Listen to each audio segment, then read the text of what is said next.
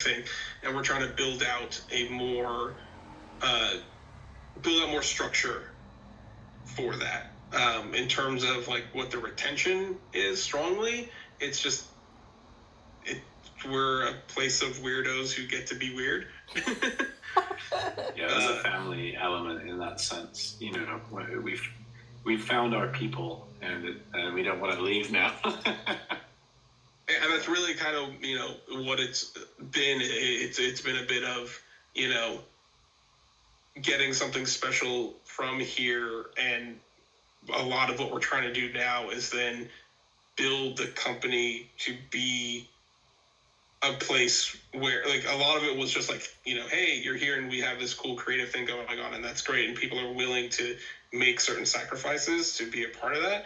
And now we want to say, well, what if you didn't have to sacrifice to also get Absolutely. what you get from here? So and that's just a continual process, and professional development is a lot of that, and it's a thing that we hear a lot. The career progression was a very opaque thing for a long time, and we are slowly but surely making it clearer for people, but there's a ways to go there, and this role is definitely a key part of that in terms of what we can do, what levers we have to pull in order to help continue building those programs.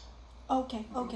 So in addition to that, I will say that with attrition of fewer than 3 people, there's less traditional room for like moving up and taking positions of people that have left. But there still is room for growth within the company. Kevin started as a producer and is now, director of development. I've started as a community manager, and now I'm a director also. We have people that move laterally within the company and change their professions. We had a video producer who's now a game designer, and even though with a department of one, like you've already heard from Denise, it's a bit more complicated potentially, but we really encourage people to find ways to grow and let their position evolve within the company.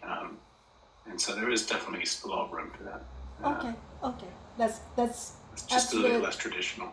That's absolutely good to know and good to hear. And I think once if I have the opportunity to pan out the T&E policy, first thing I can correct would be the classification. Say, for instance, the GDC attendance, that would go towards development, professional development. The packed attendance as well, because with the intent that the individual attend these events to enrich their knowledge. So that's part of the professional development. So I think having a structure in putting the spend in the right bucket is just going to be more transparent and easy for us to reflect and think how well we do on this and how well we do on that. Rather than lump everything in travel, let's segregate and let's weed them out so that we can understand our spend limits better. I'm a producer and a math nerd, so you're not going to hear any complaints from me. We're here to make your life easier. And so that you don't have to get lost in the finance data. Rather, as an FP&A professional, I think it's important for us to express and make sure that our stakeholders understand there is just the interaction of the story of the needs and wants built on the project spend, and that we have the issues handled. So all we need is a regular interaction with transparency and generosity and empathy. We like those words, yeah.